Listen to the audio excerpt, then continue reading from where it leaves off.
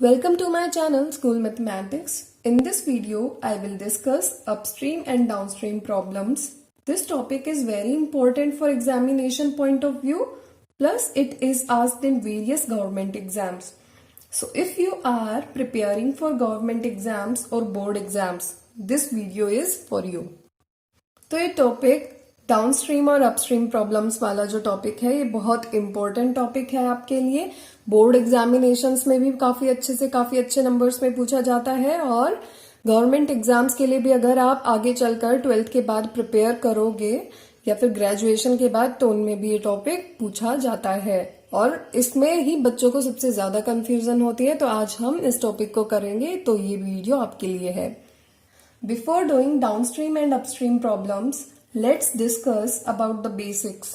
चलिए स्टार्ट करते हैं। तो यहाँ हम कुछ बेसिक डेफिनेशंस हम पढ़ेंगे जिनको बेसिक्स ऑफ द टॉपिक हम कहेंगे, जो आपके लिए जानना बहुत ही जरूरी है।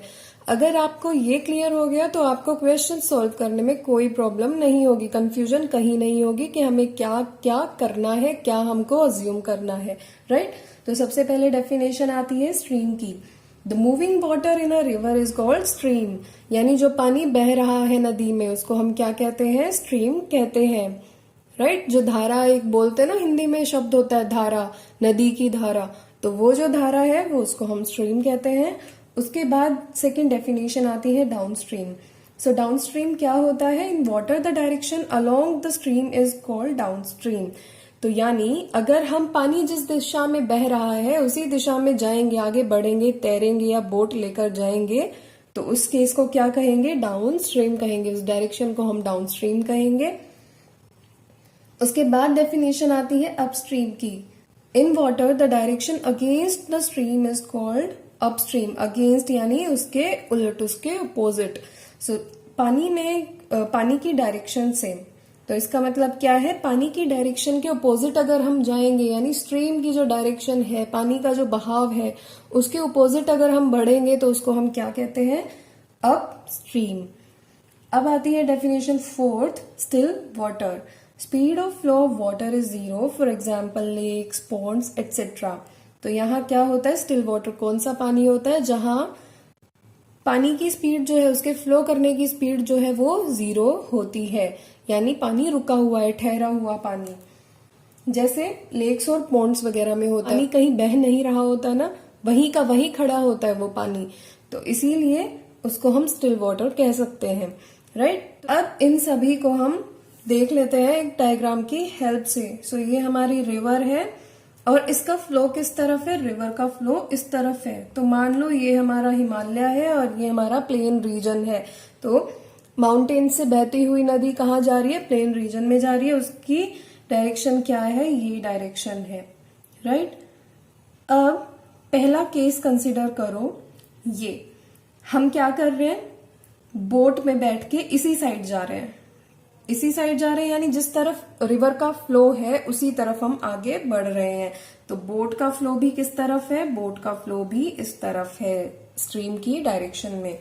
तो उस केस को हम क्या कहेंगे, down stream. Along the stream है ना, डायरेक्शन अलोंग द स्ट्रीम, तो ये हमारा केस हो जाता है डाउन स्ट्रीम का। ऐसे ही दूसरा केस कंसिडर करो। अब इस बोट में बैठकर हम किधर जा रहे हैं, जो फ्लो है रिवर का उसके अपोजिट जा रहे हैं, यानी हिमालयाज की तरफ जा रहे हैं। तो ये देखो, फ्लो तो रिवर का इस तरफ है, इस तरफ फ्लो है, लेकिन हम जा किस तरफ रहे हैं, उसके अपोजिट जा रहे हैं, उसके अगेंस्ट जा रहे हैं। तो ऐसे केस को हम क्या कहते हैं, अपस्ट्रीम, राइट। तो ये हो गया upstream, downstream and flow of river, ये स्ट्रीम हो जाएगी इस डायरेक्शन में। अब आता है पॉइंट नंबर 5। तो इसमें क्या कहा गया है, if the speed of boat in still water is u kilometre per hour and the speed of stream is v kilometre per hour, then. तो यानी हमें कुछ गिवन है, क्या गिवन है कि जो स्पीड है बोट की स्टिल वाटर में वो कितनी है, u किलोमीटर पर आवर है, हमने अज्यूम कर लिया। उसके साथ ही साथ स्पीड ऑफ स्ट्रीम यानी नदी, सो उसकी स्पीड कितनी है, v kilometre per our speed है, राइट। और ये पॉइंट तुम्हारा सबसे ज्यादा इंपॉर्टेंट पॉइंट होगा, इसकी हेल्प से हम सभी क्वेश्चंस को सॉल्व कर पाएंगे। Speed downstream.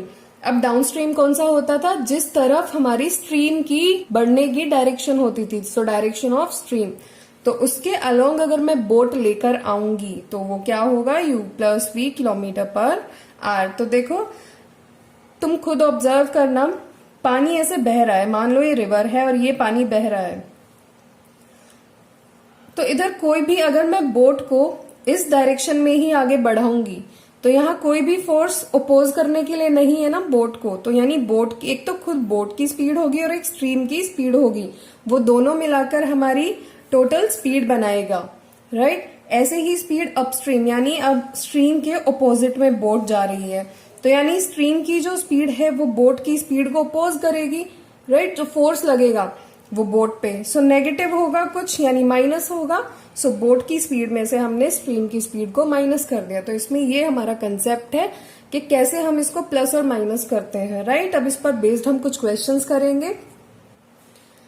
So the question is, Ritu can row downstream 20 kilometer in 2 hours and upstream 4 kilometer in 2 hours. Find her speed of rowing in still water and the speed of the current. तो इसका मतलब क्या है, ऋतु क्या करती है, downstream जाती है, यानी अपनी बोट को स्ट्रीम की डायरेक्शन में बढ़ाती है, यानी चलाती है। कितना किलोमीटर कवर करती है, 20 किलोमीटर कवर करती है। कितना टाइम लेती है, 2 आवर्स लेती है। सो ये इंफॉर्मेशन हमारे लिए इम्पोर्टेंट है। उसके साथ ही साथ ये सबसे ज्यादा इम्पोर्टेंट है कि डाउनस्ट्रीम है या अपस्ट्रीम है।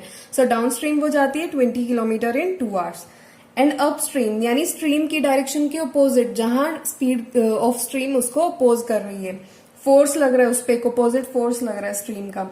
सो अपस्ट्रीम 4 किलोमीटर इन 2 आवर्स, तो 4 किलोमीटर जाती है 2 घंटे में। यहाँ देखो डाउनस्ट्रीम में वो 20 किलोमीटर जाती है सेम घंटे में, और यहाँ 4 किलोमीटर जाती है upstream, right. So find her speed of flowing in still water and the speed of the current.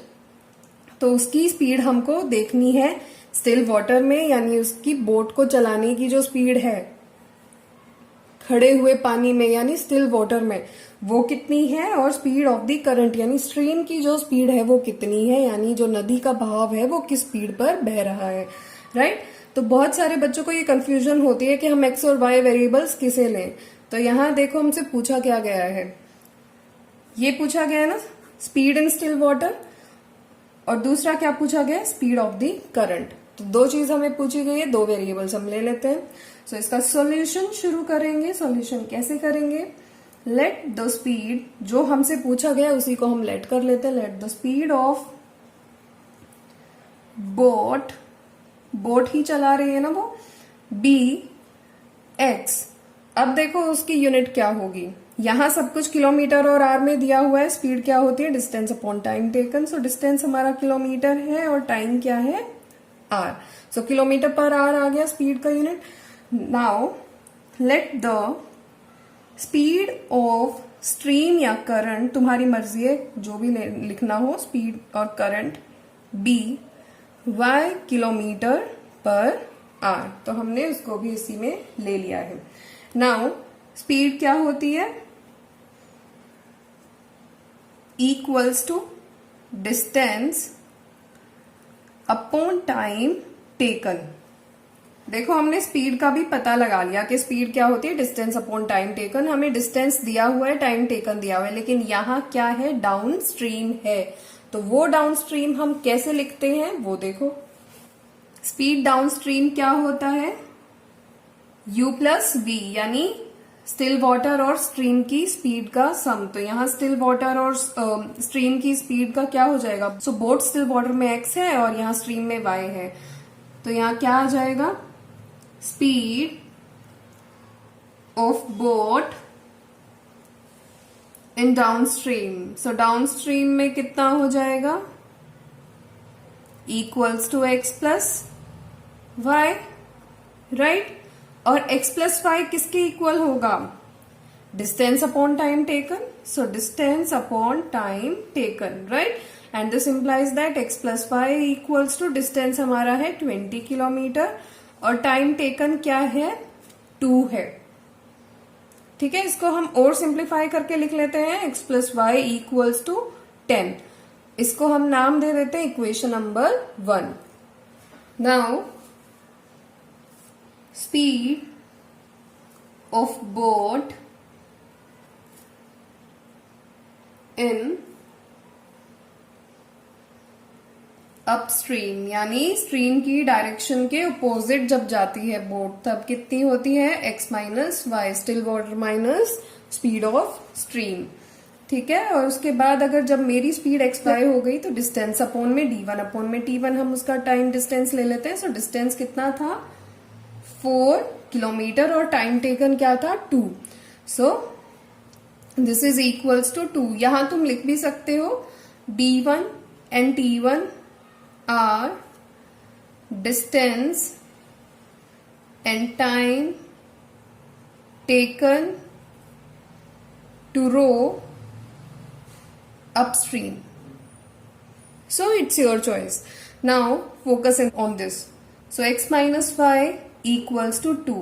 इसको हमने इक्वेशन नंबर 2 का नाम दे दिया। तो इक्वेशन नंबर 1 और इक्वेशन नंबर 2 को हम सॉल्व कर सकते हैं। So solving equation 1 and equation 2, right. So equation 1 क्या थी, x plus y equals to 10, और ये क्या है, x minus y equals to 2। अब यहां ऑब्जर्व करो, देखो सीधा सीधा हमारा क्या है, एलिमिनेशन मेथड यूज हो सकता है ना। यहाँ प्लस का y है, इधर माइनस का y है, तो हम अगर इधर सीधा प्लस कर दें तो ये कैंसिल हो जाएगा। सो इसको कैंसिल कर देते हैं, 2x बच जाता है equals to 10 plus 2 is 12, right? And this implies that 2x equals to 12, and this implies that x is equals to 12 by 2. This implies that x is equals to, इधर 2 है, 6 नहीं है, 2, and this is 6। तो यानी still water की speed कितनी आ गई, 6 आ गई। एक वेरिएबल की तो मेरी वैल्यू आ जाती है, 6 हो गई। दूसरे वेरिएबल की हम क्या करें, अब put value of x in equation number 2। तो हम ऐसा कर सकते हैं। So x minus y equals to 2 था, x की वैल्यू कितनी थी, 6 थी, 6 माइनस इक्वल्स टू 2। देखो अब 6 इधर पॉजिटिव है तो 2 इधर आ जाए तो क्या बच जाएगा, 6 माइनस 2, और y उधर चला जाए तो प्लस का y। So this implies that y equals to 4। x और y की वैल्यू हमारे पास आ चुकी है। x हमारा क्या था, speed of boat in still water is 6 kilometer per hour, and speed of boat नहीं आएगा, speed of stream is 4 kilometer per hour। इस क्वेश्चन का सोल्यूशन यहाँ फिनिश होता है, क्योंकि हमारा मेन पर्पस क्या था कि हमको ये स्पीड्स निकालनी थी, तो वो हमने निकाल दी। So it is next question. जो हमने पहले किया था वो एक सिंपल क्वेश्चन था, ये क्वेश्चन थोड़ा सा कॉम्प्लेक्स है, और एनसीईआरटी में इस पर इसी जैसा एक एग्जाम्पल भी है। तो अगर आप ये क्वेश्चन अच्छे से समझ लोगे तो उस क्वेश्चन को या एग्जाम्पल को सॉल्व करने में आपको कोई प्रॉब्लम नहीं होगी, राइट। तो यहाँ क्वेश्चन क्या है, A motorboat takes 6 hours to cover 100 kilometer downstream and 30 kilometer upstream। तो एक मोटर बोट है और वो 6 घंटे लगाती है डाउनस्ट्रीम आने में, कितना kilometre, 100 kilometre, and 30 kilometre upstream, और 30 किलोमीटर साथ ही साथ, यानी टोटल डिस्टेंस वो 130 किलोमीटर कवर कर रही है 6 आवर्स में, जिसमें वो डाउनस्ट्रीम भी जा रही है और अपस्ट्रीम भी जा रही है, यानी फ्लो के साथ भी है और फ्लो के अगेंस्ट भी है, right? If the motorboat goes 75 kilometer downstream and return back to its starting point in 8 hours, find the speed of the motorboat in still water and the rate of the stream। यानी अब इसका मतलब क्या है कि motorboat जो है वो 75 किलोमीटर डाउनस्ट्रीम जा रही है और वापस अपनी पोजीशन पे आ रही है 8 आवर्स में। इसका मतलब क्या है कि अगर ये कोई भी स्ट्रीम है तो 75 किलोमीटर यहां से स्टार्ट करके वो इस पॉइंट पर पहुंच गई, और ये हमारा है 75 किलोमीटर, राइट। तो जब वो डाउनस्ट्रीम आ रही है इस पॉइंट पे, सो वो डाउनस्ट्रीम आ रही है और अपस्ट्रीम भी जा रही है ना, अपने स्टार्टिंग पॉइंट पर। पहले वो डाउनस्ट्रीम आई और उसके बाद अपस्ट्रीम पे जाने के बाद ही तो वो अपने स्टार्टिंग पॉइंट पर पहुंचेगी। तो वहां वो पहुंच रही है कितने घंटे में, 8 घंटे में, और फिर हमको क्या फाइंड करना है, find the speed of the motor boat in still water and the rate of the stream. Rate of the stream का मतलब यही है कि हमें स्पीड फाइंड करनी है स्ट्रीम की। तो यहाँ इस लैंग्वेज से बिल्कुल भी परेशान नहीं होना, करंट लिख सकते हैं स्ट्रीम की जगह, CURRENT वाला करंट एंड स्ट्रीम। सो उसका मतलब रेट ऑफ द स्ट्रीम, उसका मतलब सेम ही है कि हमें स्ट्रीम की स्पीड को फाइंड करना है।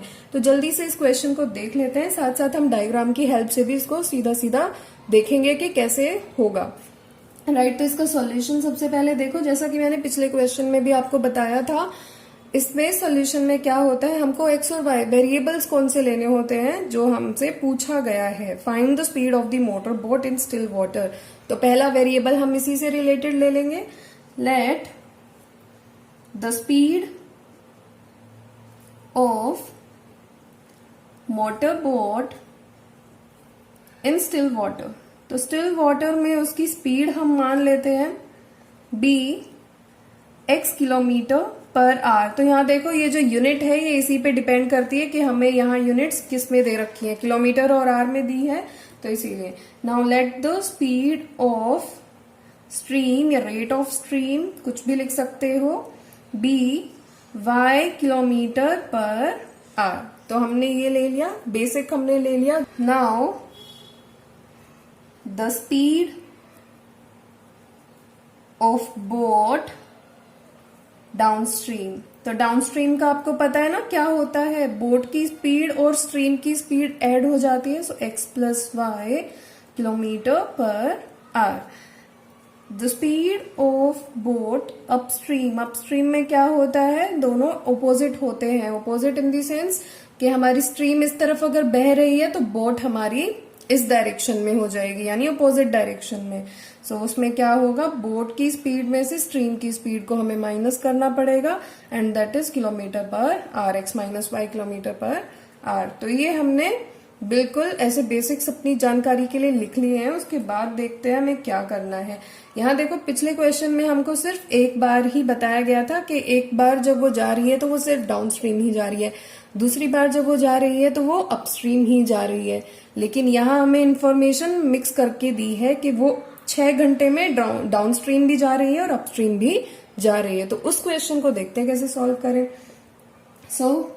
इसमें 2 केसेस हैं, एक तो ये केस बनेगा और एक ये केस बनेगा। इससे पहले हम एक और बेसिक जानकारी देख लेते हैं। टाइम का फॉर्मूला क्या होता है, time equals to distance upon speed, right. तो हमको यहाँ क्या निकालना है, स्पीड निकालनी है, लेकिन हमारे पास क्या दिया हुआ है, कलेक्टिव टाइम दिया हुआ है, हमें डिस्टेंस दिया हुआ है, स्पीड हमको ये पुट करनी है। तो अब जल्दी से देख लेते हैं, 2 केसेस हमारे बनेंगे। केस 1 क्या होगा, केस 1 होगा ये 6 आवर्स 100 किलोमीटर एंड 30 किलोमीटर वाला। So let T1 B the time when boat goes downstream 100 kilometer downstream, right. So 100 kilometre अगर वो डाउनस्ट्रीम जाती है तो इसका मतलब क्या है, T1 किसके इक्वल है, डिस्टेंस हमारा 100 किलोमीटर है डाउनस्ट्रीम। अब देखो हमने ये अलग से केसेस क्यों बनाए हैं, इसीलिए बनाए हैं क्योंकि हमारी स्पीड एक ही कलेक्टिव हमें टाइम दिया हुआ है और स्पीड हमारी डिफरेंट है। तो इसी वजह से आप इसको ऑब्जर्व करो तो आपको समझ आएगा कि 100 अपॉन डाउनस्ट्रीम की हमें पहले निकालनी पड़ेगी। सो डाउनस्ट्रीम की कितनी होती है, x प्लस वाई होती है, राइट। ऐसे ही फिर हमको क्या लेना है, let T2 be the time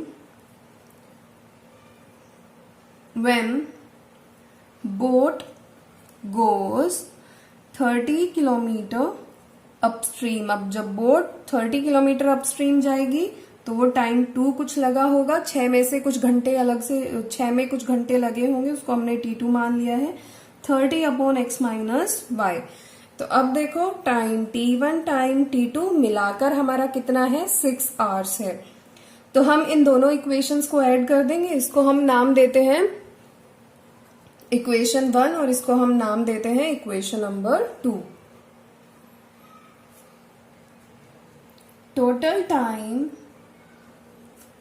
taken कितना है इज इक्वल्स टू 6 आवर्स। तो इसका मतलब क्या है, T1 plus T2, this implies that T1 plus T2 equals to 6. So from first and second we get, या फिर एडिंग भी लिख सकते हो, एडिंग फर्स्ट एंड सेकेंड, तो क्या हो जाएगा T1 plus T2 equals to 100 upon x plus y plus 30 upon x minus y, right. So T1 plus T2 हम यहां से देख सकते हैं क्या हो जाएगा, this implies that 6 equals to 100 upon x plus y plus 30 upon x minus y. इस इक्वेशन को हम नाम दे देते हैं इक्वेशन नंबर 3। सिमिलरली देखो, ये तो हमारा फर्स्ट केस हो गया। सेकेंड केस हमारा क्या था, 75 kilometre downstream and return back to its starting point in 8 hours. तो इसी तरीके से हम सेकेंड केस को भी कर लेंगे। सो सेकेंड केस में हमारी इक्वेशन क्या हो जाएगी,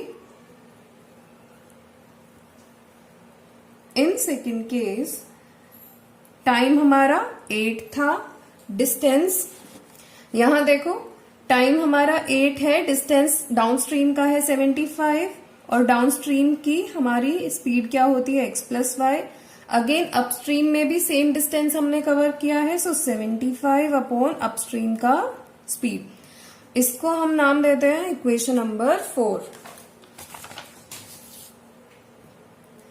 अब सबसे इंपॉर्टेंट क्वेश्चन यहाँ, सबसे ज्यादा इंपॉर्टेंट क्वेश्चन यहाँ ये आता है कि x प्लस वाई और x माइनस वाई को हम कैसे सोल्व करें। तो एक बिल्कुल इजी तरीका है इसको सोल्व करने का।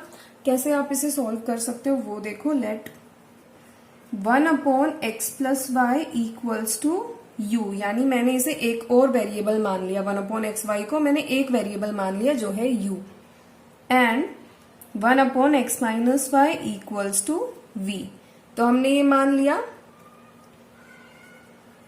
Putting these values in equation third and fourth. So third और फोर्थ में मैं इन इक्वेशंस को, इन वैल्यूज को पुट करूंगी। सो 1 अपॉन एक्स की जगह u आ जाएगा। इधर देखो इक्वेशन 3 में देखो 6 इज इक्वल्स टू 100 और 1 अपॉन एक्स प्लस वाई की जगह क्या आ जाएगा, u आ जाएगा। सो 100u प्लस 30 और 1 अपॉन एक्स, ये देखो 1 अपॉन एक्स माइनस वाई ही तो होगा, 30 multiplied by 1 upon x minus y. So this is equals to v, right. इसको हमने मान लिया इक्वेशन ए। ऐसे ही 8 देख लेते हैं, सेकेंड केस देख लेते हैं इधर। सो 8 इक्वल्स टू 75u हो जाएगा एंड 75v हो जाएगा, और इस इक्वेशन को मान लिया मैंने इक्वेशन नंबर बी। अब हमारे पास सिंपल सिंपल वेरिएबल्स आ गए, हम दोनों इक्वेशन को सॉल्व कर सकते हैं। तो जल्दी से सॉल्व करते हैं। Solving equation A and B. So equation A क्या थी, 6 equals to 100u plus 30v। 8 equals to 75u plus 75v। अब तुम्हारे पास क्या चॉइस है कि इसको जिस तरीके से तुम सॉल्व करना चाहो वो सॉल्व कर सकते हो। बाय एलिमिनेशन मेथड तुम्हें इजी लगता है तो एलिमिनेशन मेथड से सॉल्व कर सकते हो, सब्स्टिट्यूशन इजी लगता है तो सब्स्टिट्यूशन मेथड फॉलो कर सकते हो। मैं जिस तरीके से सॉल्व करूंगी वो देख लो। अब ये जो इक्वेशन है इसको हम रिड्यूस कर सकते हैं। इसको देखो कैसे रिड्यूस कर सकते हैं, रफ वर्क में इसको जल्दी से देख लो। 6 equals to 100u plus 30v अगर है तो इधर 6 को मैं क्या लिख सकती हूँ, 2 मल्टीप्लाइड बाय 3, और 100u को क्या लिख सकती हूँ, 50u और 2 मल्टीप्लाइड बाय 50u, और 30 को 2 मल्टीप्लाइड बाय 15v। सो 2 मैंने इधर लिया और 2 देखो इधर से भी और इधर से भी कॉमन ले लिया, तो अंदर क्या बचा, 50u प्लस 15v। 2 से 2 cancel, 3 equals to 50u plus 15v। So ये आ गया हमारे पास नई equation. So this implies that 3 equals to 50u plus 15v। मैं इसको एलिमिनेशन मेथड से सॉल्व करूंगी, तो आपकी मर्जी है, आप जिस मेथड से सॉल्व करना चाहो उस मेथड से सॉल्व कर सकते हो। सो एलिमिनेशन मेथड में क्या करना पड़ता है, कोई ना कोई वेरिएबल का कोफिशिएंट जो है वो सेम बनाना पड़ता है। So I am following elimination method by elimination method. यहां लिख लेना, एग्जामिनर को बता देते हो तो उससे एक अच्छा इंप्रेशन पड़ता है। तो यहाँ इसमें अगर मैं 15 को किससे मल्टीप्लाई करूं कि मेरा 75 आ जाए as it is, so 15 multiplied by 5 is 75। तो इस पूरी इक्वेशन को क्यों ना मैं 5 से मल्टीप्लाई कर दूं। So this implies that 5 multiplied by 3 is 15, 5 multiplied by 50 is 150 plus 5 multiplied by 15 is 75v। इधर 250 आएगा, 150 नहीं 250। 5 multiplied by 50 is 250, 5 multiplied by 15 is 75v। Second equation as it is 75u plus 75v। देखो अब ये दोनों plus का sign है तो एक को सब्ट्रैक्ट करना पड़ेगा, सो मैंने इधर माइनस कर दिया। अब ये क्या आ जाएगा, इधर माइनस हो जाएगा, इधर भी माइनस हो जाएगा। सो 75 से 75 माइनस 75v कैंसिल, और यहाँ क्या बच जाएगा, 15 माइनस 8 कितना होता है, 7 होता है।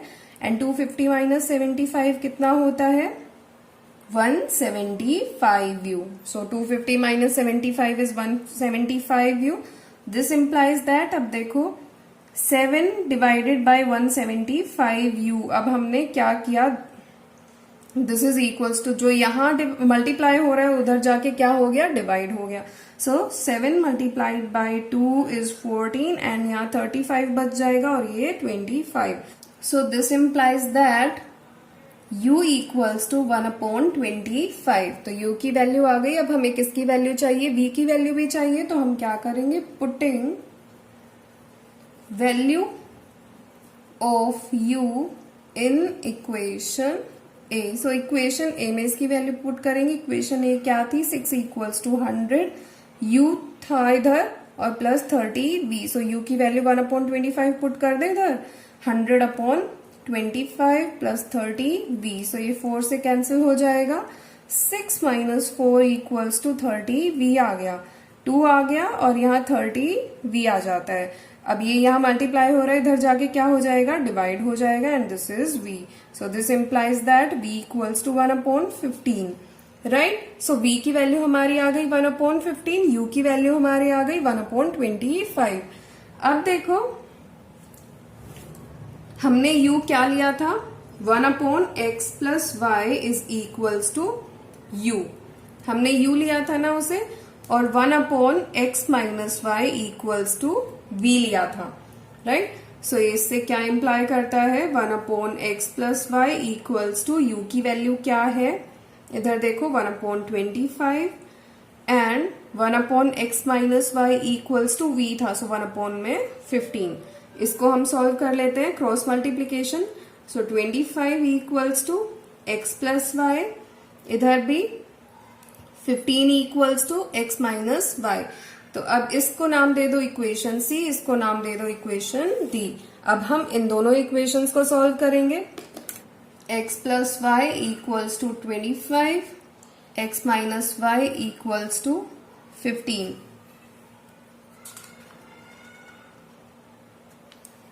This is C and this is D. So solving equation C and D by elimination method.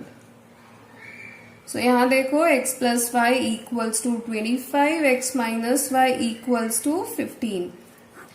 यहाँ देखो y की वैल्यू, y का कोफिशिएंट है 1 और इधर y का कोफिशिएंट क्या है, -1। तो हमको कुछ भी प्लस माइनस करने की या मल्टीप्लाई करने की जरूरत नहीं है इधर कोफिशिएंट्स में।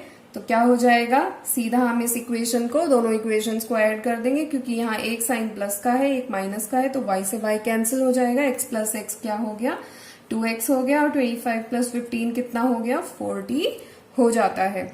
सो this implies that x is equals to 40/2, so ये 20 हो गया। so this implies that x is equals to 20 kilometre per hour. तो ये हमारी आ गई स्पीड।